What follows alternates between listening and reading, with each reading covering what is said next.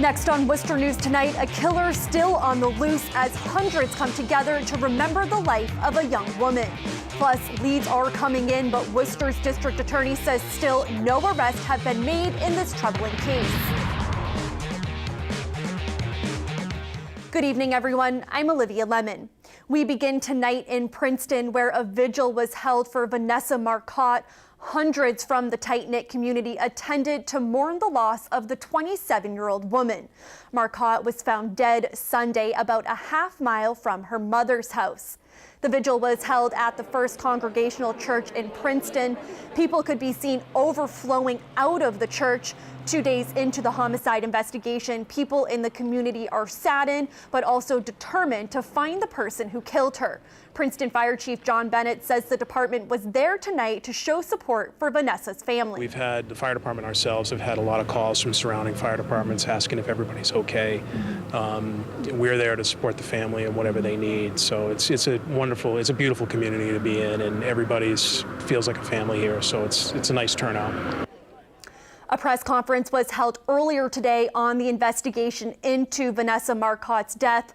Worcester County District Attorney Joseph Early Jr. met with Marcotte's family Tuesday. He says hundreds of leads have been sent in to the anonymous tip line. Investigators are not ruling anything out at this point. You know, there has been some additional work that's been done by the State Police Crime Scene Services and the chemists.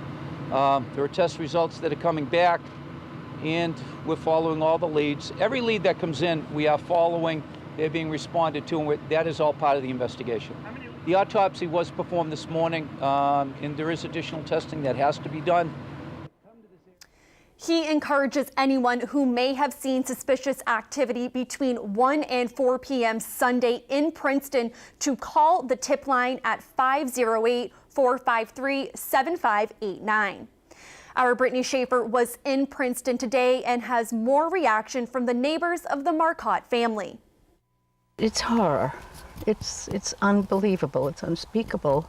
The murder of 27-year-old Vanessa Marcotte has Princeton residents on edge. A source reportedly says her naked body was found with burn marks on it not far from her parents' home.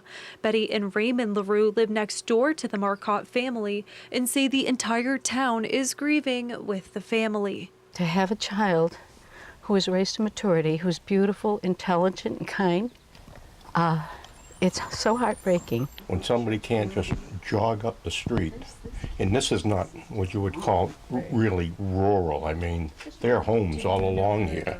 The LaRues say the Marcottes are kind people. They, like so many in the small town, are looking for ways to support them. I can't face them.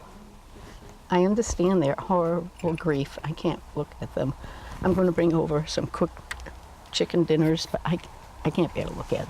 LaRue says her nephew was cycling through the area at the time of Marcotte's disappearance and says he saw a suspicious vehicle. He then alerted police. 2 men were in there, and he's a cyclist, and he went around them. He says, strange place to be parked. You know, there's no homes, no streets, no roads. District Attorney Joe Early was on scene of the incident Tuesday. He says there is no new information and the investigation is still ongoing. Meantime, the community will hold a vigil for Vanessa at the Congregational Church Tuesday night. The goal is to help people come together to express their anxiety and their support for the family. Brittany Schaefer, Worcester News Tonight.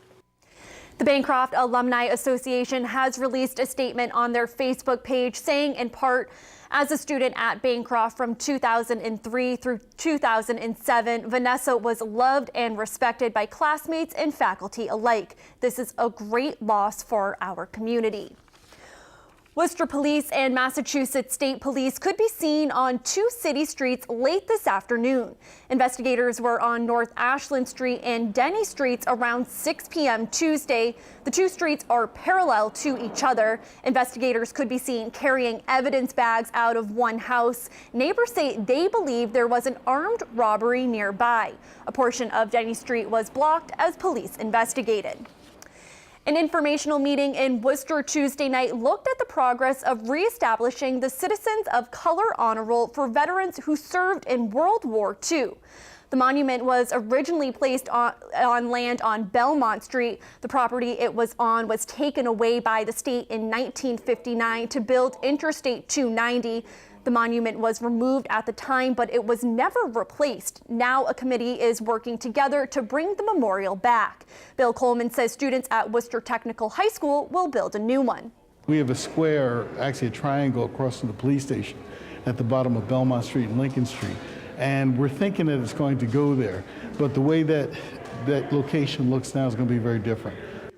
Coleman says the new monument is expected to be in place by December 2017.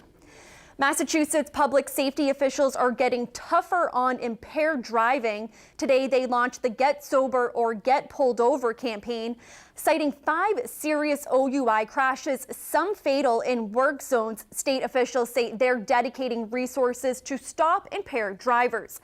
There will be more police out on roads, as well as more TV and radio ads.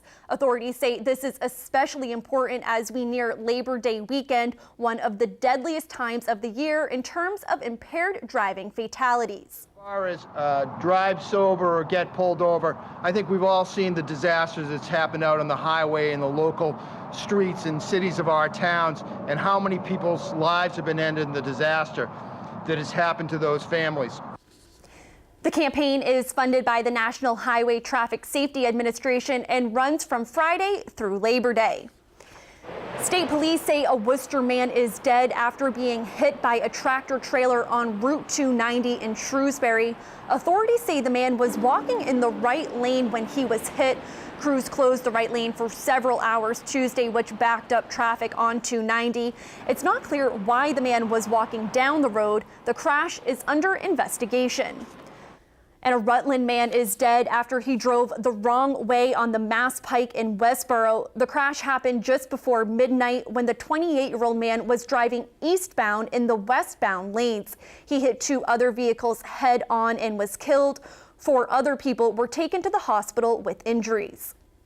The Uxbridge Fire Department will move into new headquarters next year. The new facility is expected to help firefighters better serve the community and has been years in the making. Our Andy Madison has a look at today's groundbreaking. It's the beginning of a new era in Uxbridge. Work continues on the new Uxbridge Fire Station. It will replace a facility which has stood for more than 80 years. It's not necessarily in a state of disrepair, but it is not practical in looking at the firefighting techniques and the vehicles that we're purchasing today. Former fire chiefs joined Chief Bill Kessler for today's groundbreaking ceremony for a building they say will help lead the fire department into the future. The current station doesn't have the space to house all their equipment, including the department's ladder truck. The ladder is a very important piece in any firefighting operation. This will also, besides a lot of other efficiencies, that allow us to bring our ladder up to where we have staffing. The fire station is expected to be completed by April of next year. Town officials say in terms of the budget, the project is already off to a good start. We're currently about $1 million under budget. We hope to maintain that. We have to borrow it, but we are replacing debt that we already had that's coming off, so it winds up having no net effect to the taxpayer. The $9.25 million project has been discussed for years in Uxbridge, allowing us to get to this point where we are today. Chief Kessler credits predecessor Peter Ostrowski for getting the ball rolling on a new fire station. I spent my whole career here, but the fact of the matter is the building's really outlived its usefulness as far as being a fire headquarters. The past and the present joining together to get a glimpse of a building which will allow future firefighters to better serve the town. In Uxbridge, Andy Madison, Worcester News Tonight.